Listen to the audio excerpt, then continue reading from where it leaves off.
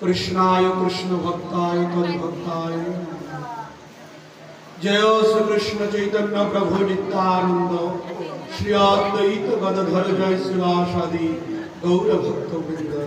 हरे कृष्ण कृष्ण कृष्ण हरे हरे, हरे राम राम राम हरे हरे। जय जय श्री गुरु निताय गौर।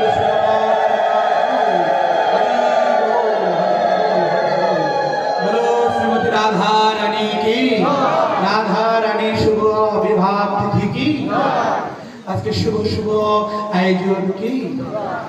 जय श्री गुरुपाद पद्म श्री चरणे श्रीधाम श्री कोड़िंचार सेवाचार्य पद अध्यक्ष कोड़िंचार श्री श्री राधा गोविंद सेवाश्रम परम पूज्यपाद परमाराध्य श्री गुरुदेव अष्टोत्तर शत श्री श्री नारायण गोस्वामी महाराजेर श्री चरणेर अहैतुक कृपाके सम्पन्न करे पिता मातार कृपा शिर धारण करे छोट्ट समय श्री भगवानेर अभिनय कथा।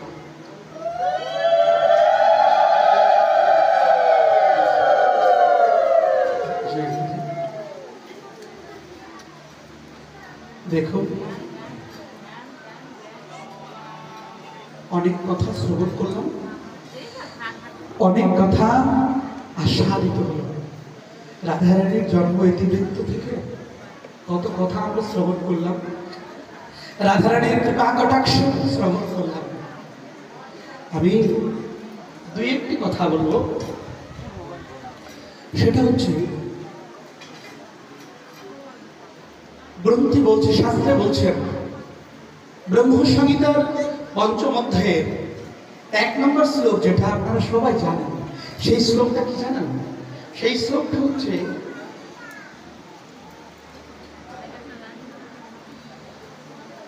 ঈশ্বর পরম কৃষ্ণ সচ্চিদানন্দ বিগ্রহ অনাদির আদি গোবিন্দ সর্বকাল,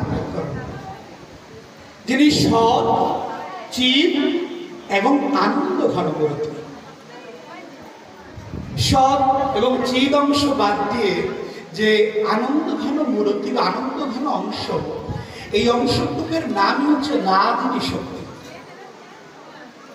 লাদিত হবে, লাদিত হবে এমনও শক্তি বলছে। সেই লাদিনী রাধারানীর স্বরূপটা চৈতন্য চরিতামৃতে শ্রীল কবিরাজ গোস্বামী পাদ চরম পরম অবস্থায় এটাকে তুলে আনলেন। অনেক কথা তো এত দুটো কথাতেই বলা যাবে না। কি বলেছে জানেন? লাদিনীর প্রেম সার, হ্যাঁ, লাদিনীর প্রেম সার, প্রেম প্রেম সার ভাব, ভাবের পরাকাষ্ঠা নাম মহাভাব। লাদিনীর প্রেম সারটা কি? যিনি লাদিনী, যিনি লাদিত হন, যিনি সদা আমার হৃদয় স্কন্দরে স্ফুরিত হন, আনন্দ জাগান, সেই লাদিনী শক্তি তার সার হচ্ছে, তাকে মন্থন করলে যেটা আসে সেটা আর কিছু নয় বাবা, সেটা মন্থন করলে যে দ্রব্যটি দাঁড়ায় সেটার নাম প্রেম। লাদিনীর প্রেম সার, সার প্রেম। বললেন যে প্রেম সার ভাব, প্রেমেরও একটা সার আছে। এই প্রেমকে আরেকটু মন্থন করলে তার থেকে আর একটা জিনিস উঠে আসে, ভাব। ভাবের পরাকাষ্ঠা নাম মহাভাব, ভাবের পরাকাষ্ঠা নাম মহাভাব। তাহলে রাধারানী আর রাধারানী নেই গো। রাধারানী এত সাধনার মধ্য দিয়ে প্রাপ্ত করে যিনি আসলেন, চৈতন্য চরিতামৃতকার শ্রীল কবিরাজ গোস্বামী পাদ চৈতন্য চরিতামৃতের আদিলীলার ৪র্থ পর্বের মধ্য দিয়ে আমাদের কাছে বর্ণনা করলেন, তার সারটা ভাব। রাধারানীর সার ভাব। আর সেই প্রেম, প্রেম প্রেমের ভাব, প্রেমের সার। দুধকে জাল দিলে কি হয়? সর পড়ে। সরকে ভালো করে মন্থন করলে মাখন, মাখনকে জাল দিয়ে ঘি, তাই না?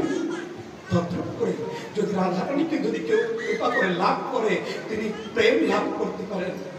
আর এই প্রেম থেকে তার ভিতর ভাবের উৎকণ্ঠা হয়, ভাবের উৎকণ্ঠা থেকে তার ভিতর ভাবটা প্রকটিত হয়। আর এই ভাবের পরাকাষ্ঠা নাম মহাভাব। এই মহাভাব স্বরূপিণী আমার রাধা ঠাকুরানী সর্বগুণ খনি কৃষ্ণ কান্ত শিরামণি। কৃষ্ণ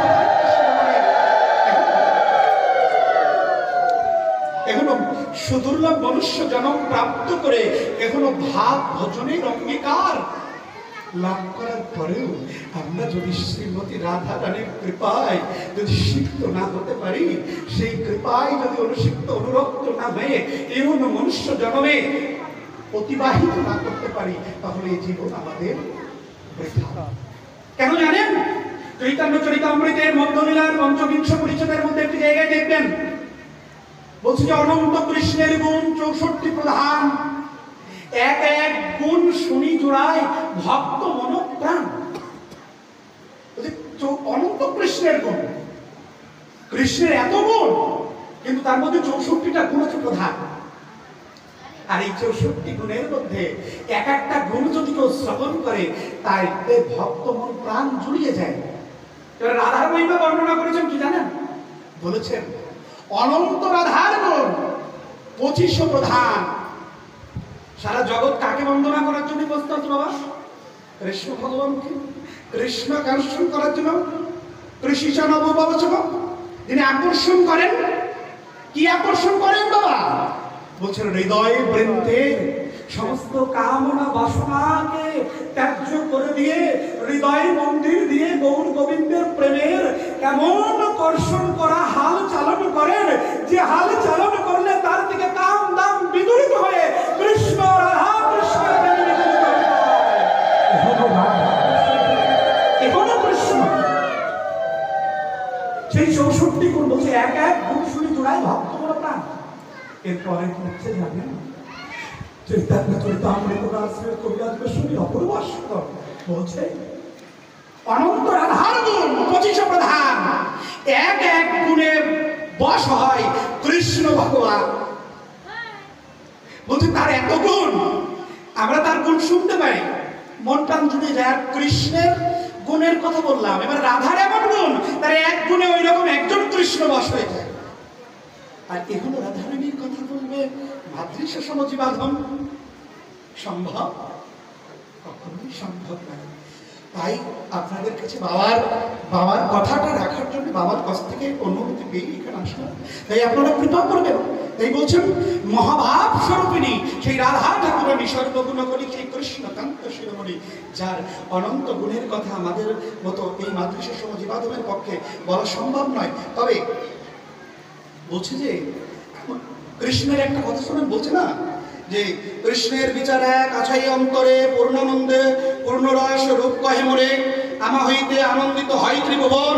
আমাকে আনন্দ দেবে ওই চেয়ে আছে কোনজন? আমাকে আনন্দ দিতে পারে পৃথিবীতে এমন তো আছে?